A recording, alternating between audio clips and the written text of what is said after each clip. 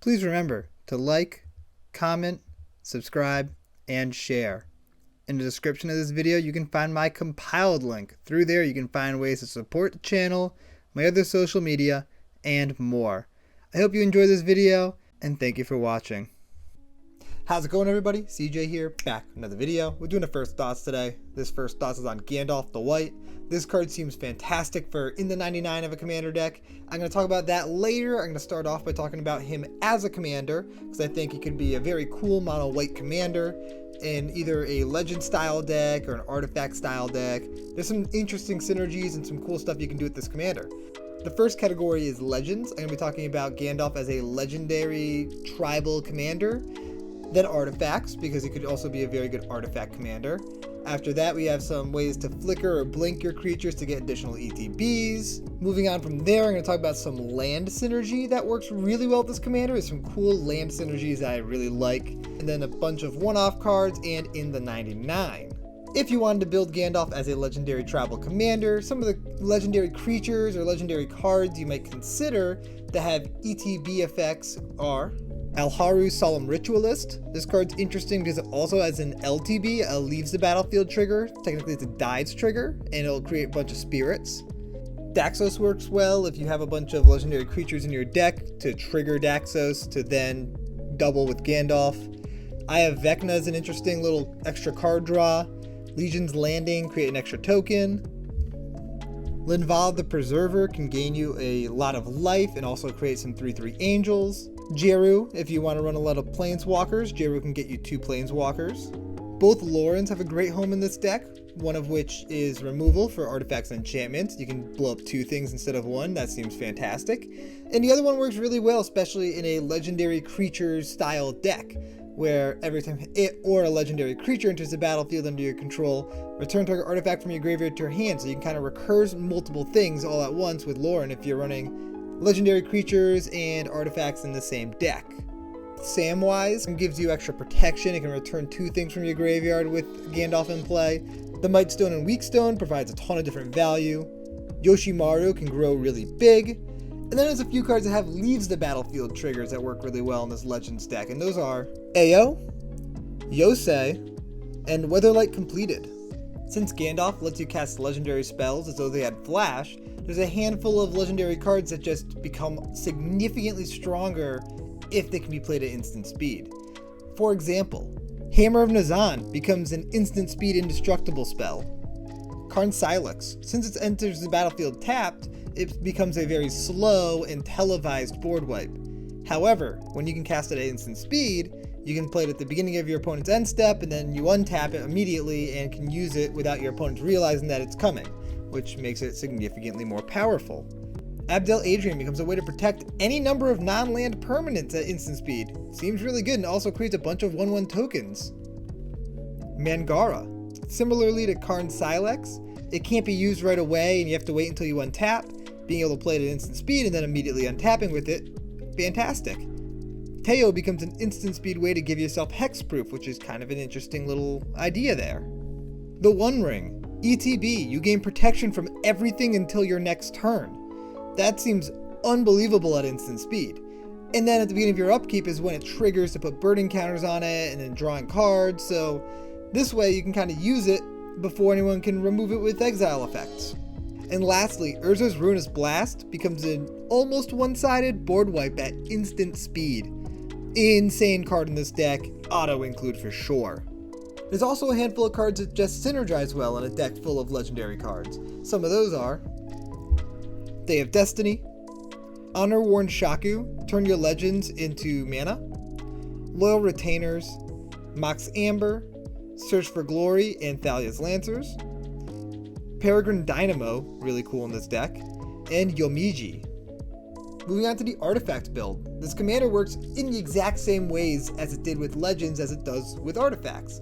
So you can cast them at instant speed and you double the triggers and they're really, really good. So some artifacts that seem worthwhile including due to their enters to battlefield triggers are Angel of Ruins, just a ton of removal, Archaeomancer's Map to get additional lands out of your deck, Canoptic Scarab Swarm, it's both graveyard hate and can create a lot of 1/1 tokens with flying.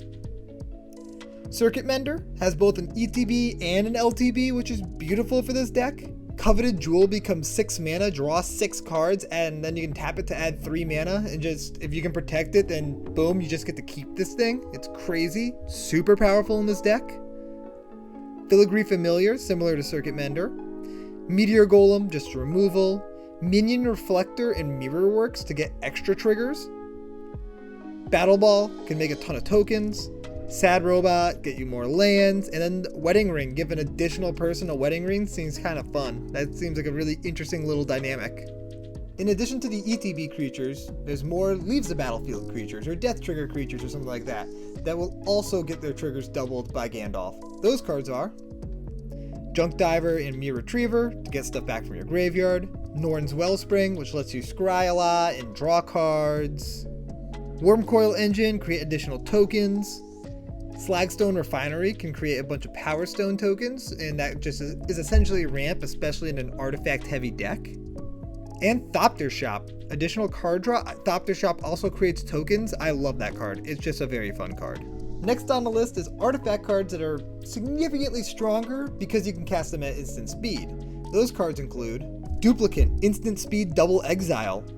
Similar to Karn Silex, there's False Floor. Enters tapped, would become a board wipe. Phantom Mythos, so you can cast out your opponent's end step and you're the first one to actually capitalize on it as opposed to one of your opponents. Golden Guardian, you can flash this thing in as a blocker, have it fight something, have it die, and then boom, you get to flip it into a really powerful land. Howling Mind, similar to Phantom Mythos, be the first one to capitalize on it. Jester's Mask, gets around the clause of it entering tapped. Same thing with Nev's Disc. And Scour Glass, which you can only activate during your upkeep, so this way you can play it and your opponent's end step, and then boom, it's ready to go. If you do decide to go heavy on artifacts, there's a ton of cards that just synergize well in a deck full of artifacts. Who's surprised by that? Some of those cards are Blinkmoth Urn, which is also extremely powerful at instant speed, Canoptic Spider, Cloud Key, Crypto Thrall, Foundry Inspector, Karn Legacy Reforged, Starnheim Courser, and Lochiel.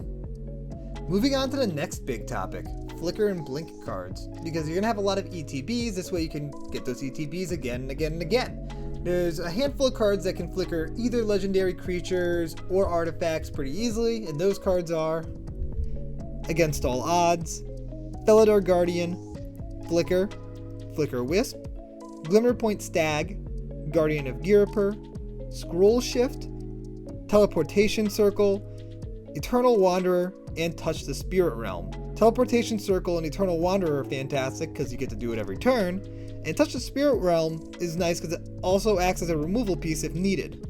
Additionally, there's a number of ways to flicker or blink just creatures, and some of those are Cloud Shift, Conjurer's Closet, Eerie Interlude, Eldrazi Displacer, Ephemerate, Far Traveler, Flicker Form, and Lazelle's Acrobatics. And the last part of this category I wanted to talk about are cards that trigger when you have a creature or an artifact enter the battlefield. Because if you have legendary creatures or artifacts entering the battlefield, these will trigger twice, which seems really, really good.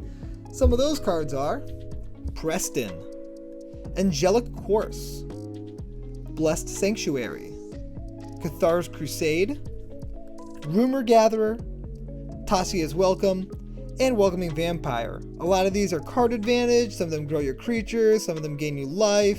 However, Preston works best inside the artifact-based deck, because artifact creatures will trigger Preston, and double because of Gandalf. In the legendary deck, you'll get 2 legendary tokens, but they'll die, so they only work with ETB trigger creatures or Leaves the Battlefield triggered creatures. Now I want to talk about some land synergies. Interestingly enough, artifact lands and legendary lands will trigger things, and those triggers will be doubled by Gandalf. So, some legendary lands you can throw into this deck are Beseju, both the Aganjos, Flagstones of Trocaire, Gaia Reach Sanitarium, Gemstone Caverns, Hall of Heliod's Generosity, Hall of the Bandit Lord, Inventor's Fair, which is phenomenal in the artifact-based deck, Core Haven, Mikokoro, Mina's Tirith, Mirren, which can also get you your leaves the battlefield or death triggers. Nykthos, and Untedake, which is phenomenal in the Legendaries tribal deck. And then for artifact lands, you have Darksteel Citadel, Ancient Den, and Treasure Vault. There's a handful of cards that will trigger when these enter the battlefield. First of all, anything that says whenever a legend enters the battlefield under your control, the legendary lands will trigger. Whenever something says if an artifact enters the battlefield under your control, then the artifact lands will trigger them. But there's also certain cards that will just trigger when a land enters the battlefield, and then that'll get doubled because either artifacts or legendary with Gandalf. Some of the cards that trigger when a land enters the battlefield are Cemetery Protector, Emeria Angel and Emeria Shepherd, Felidar Retreat, Field of the Dead, which works really well with all these differently named lands, Retreat to Emeria, Seer's Sundial for additional card draw, and Trove Warden. Now moving on to the one-off cards. The first category I want to talk about here are additional ways to get additional triggers. Seems like something I probably should have mentioned before. Cards like Elish Norn and Panharmonicon are auto-includes in this deck. There's also a handful of cards that make it so people can only cast one spell each turn. Those are really good when you're casting all your stuff at instant speed because you can cast things during your opponent's turns. Seems really good, so you get around this whole downside. Those cards include Archon of Emeria, Deafening Silence, Eidolon of Rhetoric, Aethersworn Canonist, Phyrexian Censor, and Rule of Law. If you're going very heavy with both artifact creatures and legendary creatures, or just artifact creatures or just legendary creatures, the key word here being creatures, but they have to have either artifact or legendary as a part of them to get these double triggers, God Eternal Oketra and Oketra's Monument.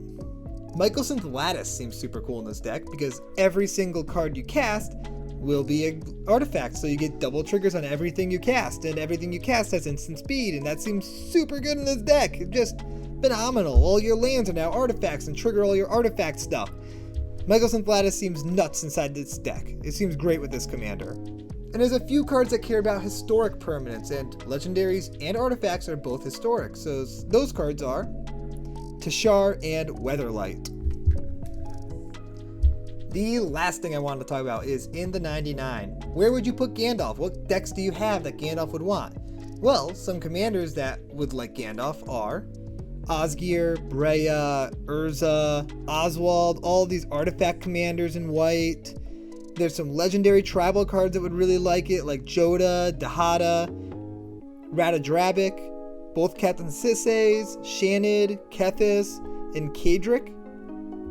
Those are the main decks that I can think of that I would immediately slot Gandalf into because he's just disgusting in those decks. Extremely powerful. That's everything I have for Gandalf the White, and I hope you guys enjoyed this video. I'll see you next time. Peace out, everybody.